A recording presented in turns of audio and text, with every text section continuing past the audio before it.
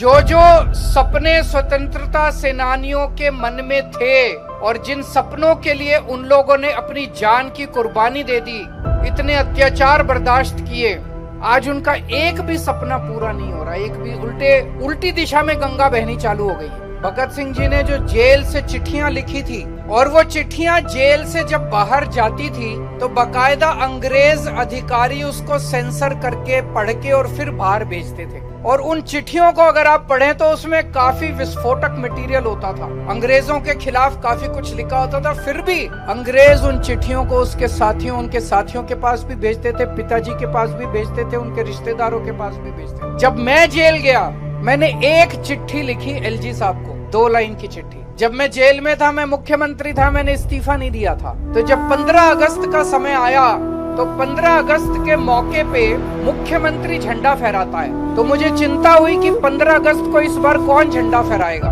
तो एलजी साहब को मैंने एक चिट्ठी लिखी कि एलजी साहब, इस बार 15 अगस्त को चूंकि मैं जेल में हूँ, मैं झंडा नहीं फहरा पाऊंगा, इसलिए हमारी मंत्री आतिशी जी को झंडा फहराने के लिए इजाजत दी जाए। बस, इसमें तो कोई आतंकवाद नहीं है, कोई मैं भड़का नहीं रहा किसी को, कोई गलत बात नहीं है इसमें। तो ये सिंपल सी चिट्ठी थी।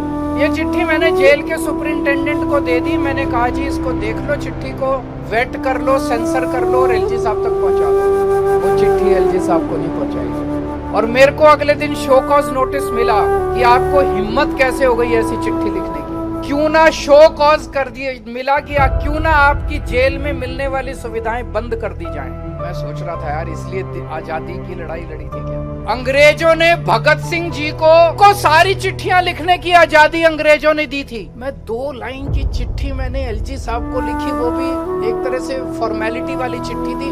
उस चिट्ठी के एवज में मेरे को शो कॉज नोटिस जारी कर दिया। अरे तो तुम तो अंग्रेजों से भी बदतर हो।